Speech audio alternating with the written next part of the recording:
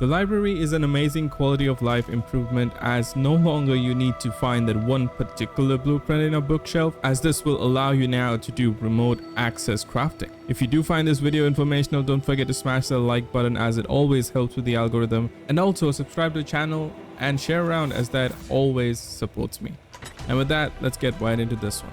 Unlocking at just level 51 and only requiring 600 fiber, 450 wood and 65 metal ingot is gonna be a huge improvement in your base, as it allows you to craft blueprints remotely. So what is it? Basically, the library allows you to remotely access any blueprint stored inside the library with any structure that can craft. Now, this involves the fabricator, the smithy, the tech replicator, but it does not involve things like the tinkering bench. You cannot use the tinkering desk to pull the blueprint into it. You cannot do that. You can only use it for things that can craft. And there is a neat little trick that I found out that I don't think so people know about it, but if you do, comment it down below. And if you found it from this video, please do subscribe. With that, let's get to how to use it. Basically, you want to do a connection, and that's the only manual part you gotta do. So on its own, it is not connected to any structures once you place it. For example, I have some of the blueprints here, and we'll go ahead and check in the smithy. As you can see, there is no blueprints available to craft. And if you want to make a connection towards the library for the structure, all you got to do is hold E,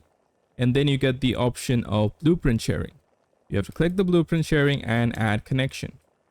Now you can only add one library per structure, and to see which library you're connected to, again go to blueprint sharing and say show connection.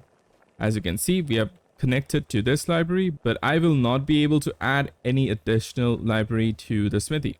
You can have dedicated library to certain structures if you so please to do, but you cannot add two libraries to one structure. So once you've done all that, all you need to do is just go into your smithy or whichever crafting stations you have connected. For example, I have all these connected to one library itself. There you go. Two of these items connected to this library. But now that you have it ready, all you need to do, have your resources ready, and just go ahead and like normally craft it. Craft one. And there you go. And that's basically how it works, just like that. So now let's go quickly and talk about its range. For the range, it doesn't do bad at all, because the small little core inside is a tech generator's range, and this thing almost triples that. So basically a large base is easily accommodated by the range of the library, so you don't have to worry about the range it can cover. As for limitations, it doesn't have any. You can place as many libraries as you want. It won't have any issues.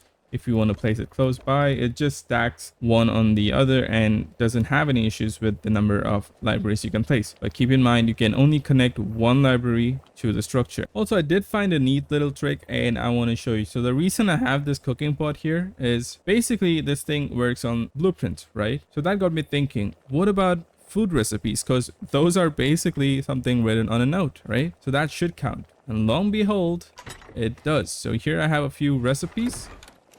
And if I go in here, like so, go in there, craft. You can craft any kind of recipes you want, and you will get them straight up here, just like that, making it really cool. Because imagine the different types of recipes you can put in a library and just name that into food library and connect it to your cooking pot. You have instant recipes to all the foods that you have crafted with different kinds of buffs, and then you can just go ahead and keep crafting them here. That sound effect is really weird, but whatever. Let's just have a sip. Another neat little trick is, you see how this is scattered around here in your smithy if you don't have it in a folder view. Because basically when you put it in a folder view, you get a new folder, and now that folder is called library storage. What this basically is every blueprint that you have in the library, which you have connected the structure to, will show up in the library storage. And now onto our subscriber corner, and we have a question from Mantic1123. I'm sorry if I said that wrong. So the question is basically, if you're crafting and mid crafting, say the library storage gets destroyed or some idiot from your tribe just picks it up, what happens then? Well, let's find out. So let's go ahead and craft this blueprint that we have right here. Craft one. As you can see, it's still crafting. And let's pick this up.